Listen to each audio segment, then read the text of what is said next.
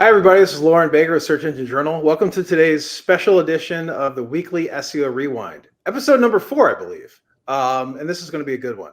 With us today, I have our CEO at Search Engine Journal / Alpha Brand Media, Jenise Uehara.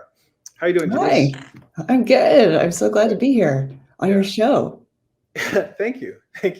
On like the third iteration of my show. So, Right. well, if you count the podcast and stuff like that. Right. So, big news this week in the world of SEO / search marketing publishing with the announcement. Was it yesterday? It seems like it's gone. It seems like I've lived a couple lifetimes since yesterday, I feel like. I know, right? With Semrush purchasing Third Door Media, or acquiring Third Door Media, the parent company of Search Engine Land, and also their events and quote unquote sibling sites, Martech, Marketing Land, things like that. So Search Engine Land, just as like a recap, the execs are the owners of Search Engine Land. They have a history of building up industry-specific publishing sites and then selling them, right? It started with, I believe, internet.com and Jupiter Media back in the early 2000s. Then Search Engine Watch was acquired and or launched, and that was then sold to Incisive Media and then some other media companies afterwards. The execs that were at Search Engine Watch under Incisive ended up leaving and then starting Search Engine Land, which they've had now for, I don't know, close to 2 decades. They launched after us. So it was a couple of years after Search Engine Journal launched. Just over 20 years. What's that? Just over 20 years. My gosh. And now we have, pretty much as I can recall, one of the first times that not a media conglomerate or not a media company, but a tool company has come in and acquired such a leading, when it comes down to like SEO and search news, it's just basically Search Engine Land and Search Engine Journal, right?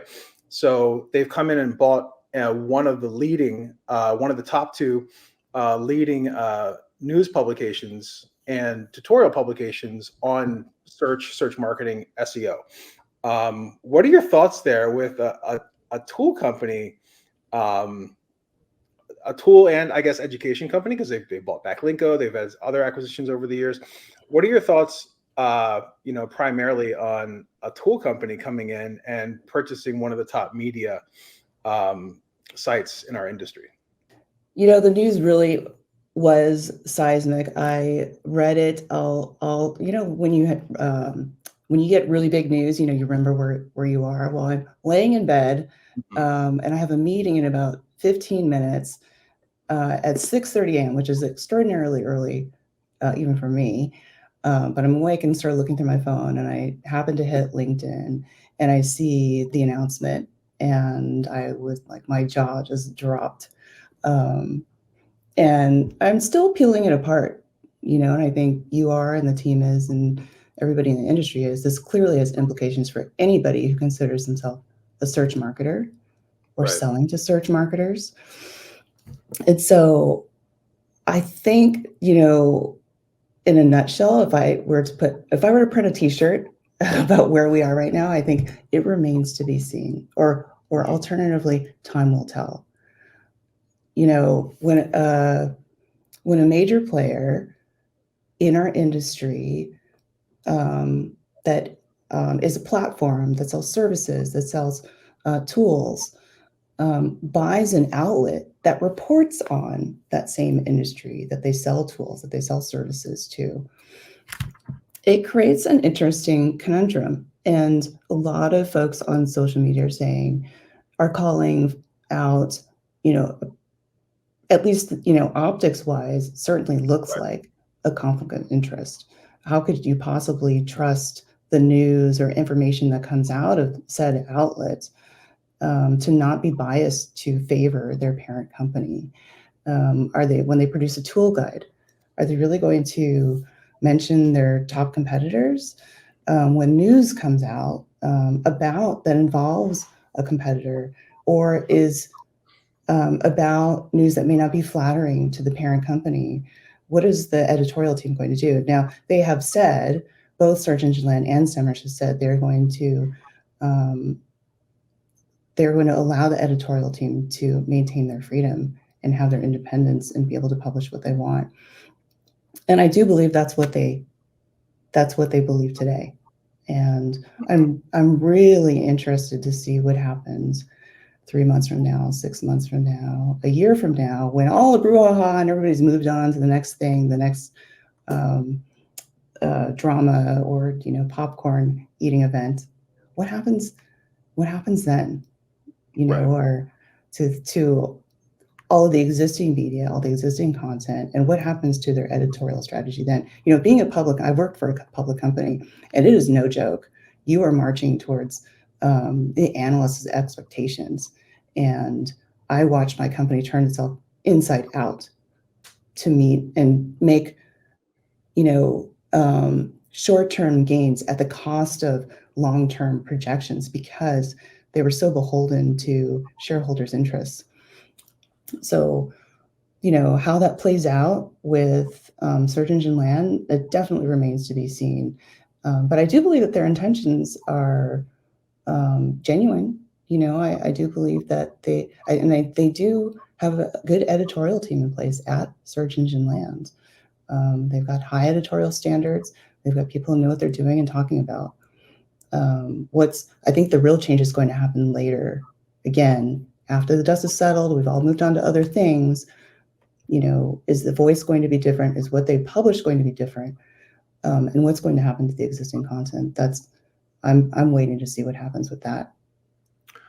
Yeah, likewise. Also, Search Engine Land / Third Door isn't just a publication company, right? They're also an event company. So you have SMX, Martech, various different events. I'm not sure how they've moved forward since a lot of those events became virtual, but I do know that when I do attend and have attended events in the past, that a lot of those events have an expo hall full of sponsors.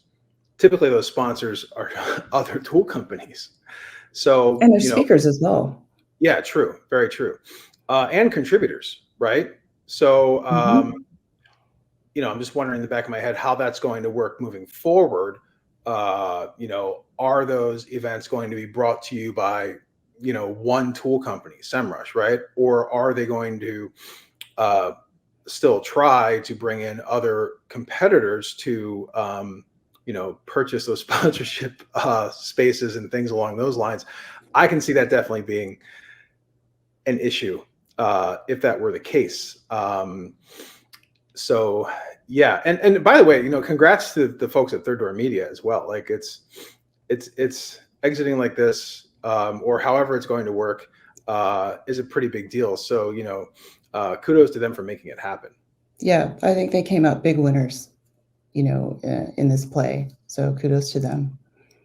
And with regards to the events, that is something that I'm sure that they are diving deep on now in terms of, I just can't see SMX as existing as is in its current format, with a plethora of people across the spectrum from across our industry presenting, getting exposure, having booths, and contributing. So what does that mean? I don't think that means that the conference series goes away. Dreamforce is the biggest example I can think of a very successful multi-day, huge conference that takes over San Francisco. So I live just a few miles from there every year. And I saw Will Smith was one of the keynotes. And I'm like, what does Will Smith know about marketing? Turns out he knows a lot. But it's a spectacular multi-day event. And it's about one platform, a behemoth platform. But maybe that's where Semrush is intending to go with SMX. Because they certainly, there's lots of templates out there for them to follow. Possibly. And, pure speculation on our part too, like where they may go and things along those lines, whether the content may change. There's been, just looking at social media chatter around this acquisition, it looks like there's people already tracking like different posts on search engine land to see, if the content will change, if the links will change, and just wondering, are they still going to link out to other companies that are competitors and things along on those lines? Everyone in SEO knows the value of a link, right? But from a publication standpoint, it's not just about, getting links to your site. It's also people following that link and possibly purchasing, possibly becoming a customer, whatever it may be. So, the big, the noise that I'm seeing the most of on Twitter is like, will they be closing that door to their competition, right? Will those links still be there? Will the comparison? There's a comparison post that compares Semrush to Moz and some other companies.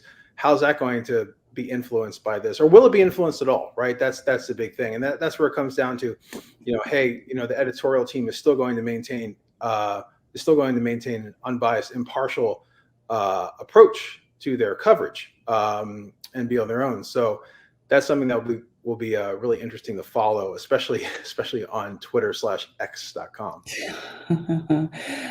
I agree. I think that this is going to unfold, over a period of time. And, if it were me, so Loren, if it were us, and we're Semrush, and we've just bought Search Engine Land, and we have all this existing great content, and we've got an amazing editorial team and our own in-house content productions. I think that and we also have the eyes of the industry, all over this. I think I would put a lot of my focus in intent and new content, and let the old content age out, maybe a year or two from now, 301 it somewhere else, because now it's old content, it's stale, it's out of date. You might just let the content die a natural death. But I would put all of my effort around producing new guides, new content, new educational materials that are going to be either neutral in nature, neutral meaning they don't specifically recommend a Semrush product or service, to something that is oriented towards conversion or brand awareness for Semrush. I just don't see why else they would buy the company. So, but we're not them, and they're a much bigger company than us, and they've got bigger fish to fry, and so who knows why, what they'll be doing with the property, with Search Engine Land and conferences. But we'll find out. Exactly. And well, so first of all, like, I found out about this acquisition yesterday when you called me in the morning. I'm like, what's Jenise doing calling me at like 7:45, right? I'm just rolling out of it. What? And then like, who died?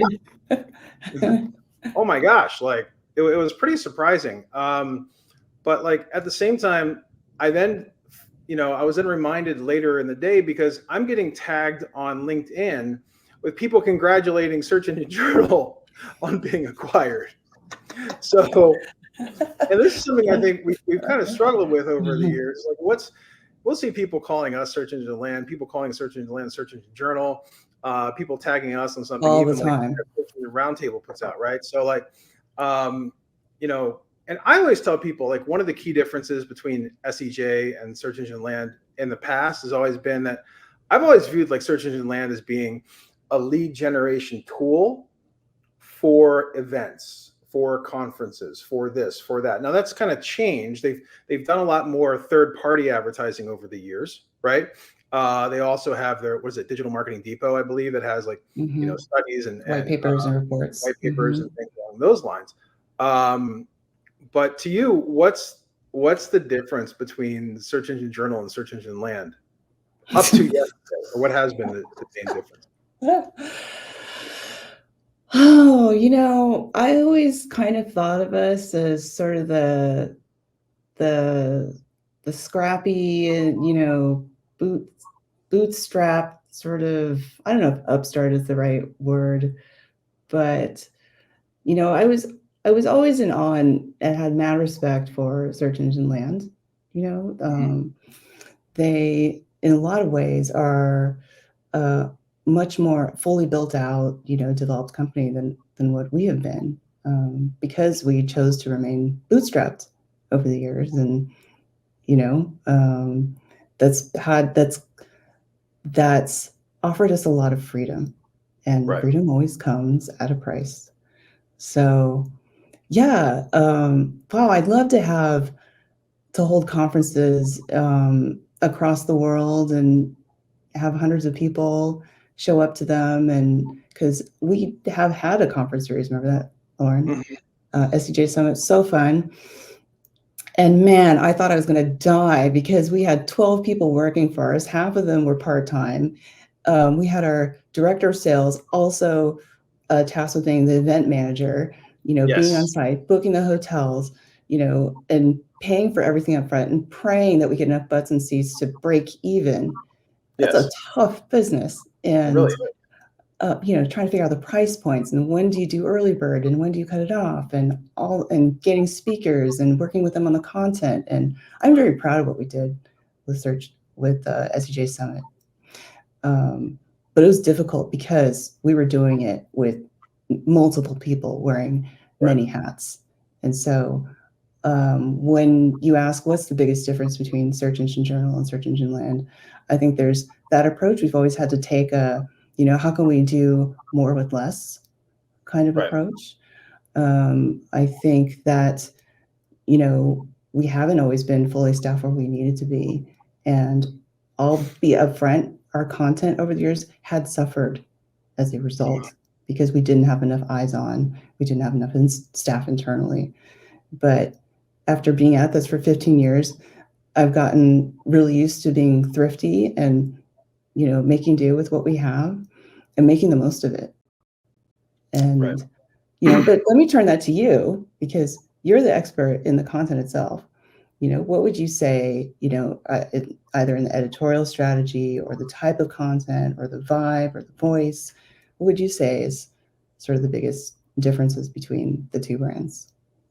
So if I look at us over because to your point, there's been a lot of evolution and changes, right? On our side, on both sides. But if I look at our content over the past, say, 3 years, I would say that the biggest difference would be it is a less is more approach, quality over quantity, right? We're not necessarily covering every single thing that happens in the world of PPC or SEO just for the sake of having content on the site. I would say that sometimes when I read search engine land oriented articles, they seem very short, and they have the basics of maybe an announcement or something like that.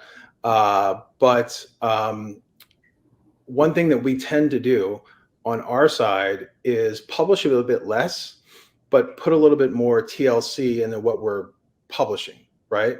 Mm.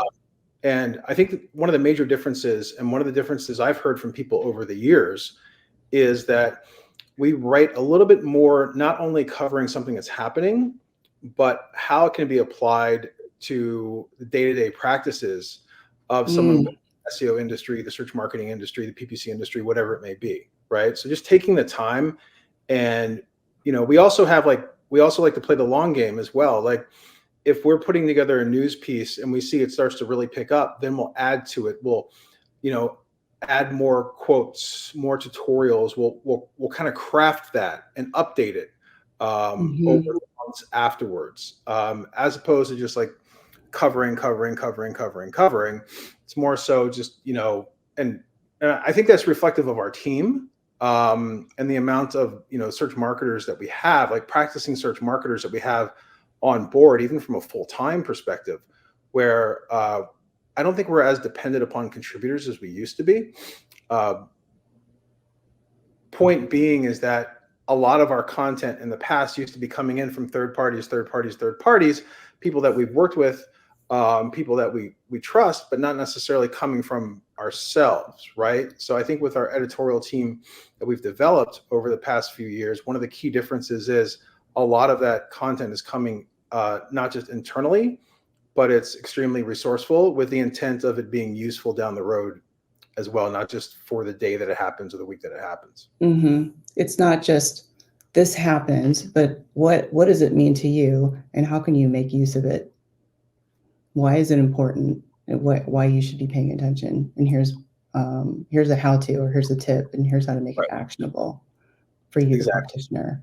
Mm-hmm. And yeah, I would say that pretty much being the main difference. And then not to say that search engine land does not have a division between quote unquote church and state editorial and advertising. But one thing that we've done a very good job of, and this is a lot of the scrutiny that I'm seeing within Twitter, people are like, well, to the point earlier, and again, this is pure speculation, is like, is everything going to be influenced by Semrush now that comes out through search engine land? And one thing that I think that we do that's a very good job of is making sure that our sponsored content or partner content is labeled as such and divided from our pure editorial content, and making sure that there's not pressure on our editorial team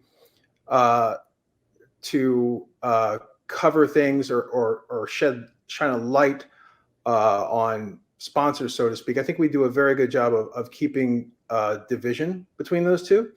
And making sure that that influence or pressure is not there on an editorial team to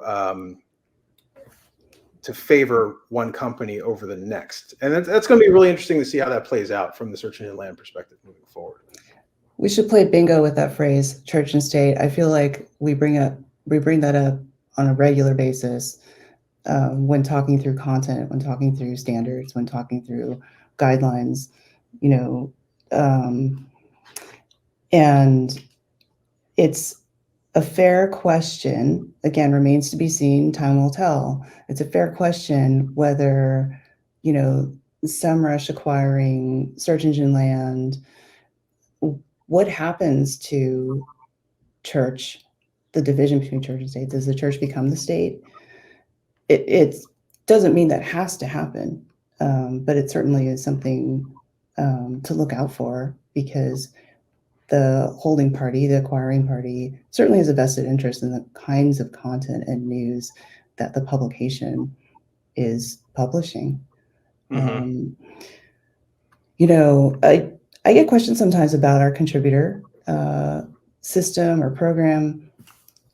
Oh, it's free content. It must be, your editorial process must be pretty easy or pretty not lightweight, but easier than working with like a stable of paid writers. And wow, I wish people could see our Asana boards of all the steps that all of our content, even the guest contributors, and I think any of them would attest to that, how many quality checks and sanity reviews and feedback and commentary and back and forth, with the authors and with the editorial team, how much of that takes place for each article. It's painstaking, and I watch it happen. I got jumped into the editorial process when we were asking authors. Remember this back in spring? Mm-hmm. We're like, we need more content in these areas, and we have authors step up, but it can take them a while to respond. So I'm like, well, maybe my name means something, or getting an email from somebody different might be the novelty that makes them engage. So let me give it a shot. So they brought me into the process and assigned me a bunch of authors to contact and ask, will you write a piece? And I got to see everything that happens behind the scenes, and maybe we should do an episode about that, because it's quite remarkable what happens beneath the surface of, like, just to get a piece of content out, which you would think somebody else wrote it. How hard is it? It's like, you just publish it. That's it. It takes a lot. The quality control, the editorial standards that we have, and the division between church and state has always been important here. We just always haven't had the resources to maintain sometimes that quality.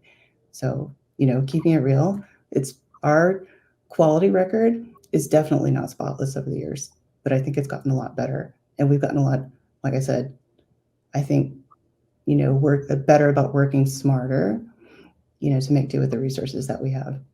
Mm-hmm. And also kudos to Katie Morton for, leading that effort as well. Yeah. Shout out. Totally. Mm-hmm. So you put together an open letter about the Semrush acquisition of Search Engine Land. We published it this morning. It's kind of caught fire a little bit, and at least today. I think as a whole, like I was pinged by a boatload of people yesterday. Like, what are we going to do now? What are our thoughts? Blah blah blah. So I think that you putting that together is fantastic, and you kind of end that with where does Search Engine Journal stand moving forward? So what direction do you see us going into moving forward? I don't know that this changes anything for us. I mean, it's been a day. Has it only been a day? Mm-hmm. I don't know that this really changes anything for us, honestly, because we still have the same dedication to our editorial vision and our standards and our content and our advertisers. It's certainly gotten us a lot of attention, as sort of a halo effect, because now we're sort of the last big publication standing in search marketing, other than SE Roundtable. I don't know that it changes anything for us, really. I think we're just continuing to forge ahead. I take that back. I think this is a great opportunity for us to, now that we have some of the spotlight on us, to engage the community and ask them what they need. What do they need from us? What did they go to Search Engine Land that they felt like they couldn't get from Search Engine Journal? I'd love to know the answer to that question. And taking that back to the team and figuring out how we can meet that demand to satisfy our audience, I do think that we have a huge opportunity here. So for the moment, we're still steering the ship the same way.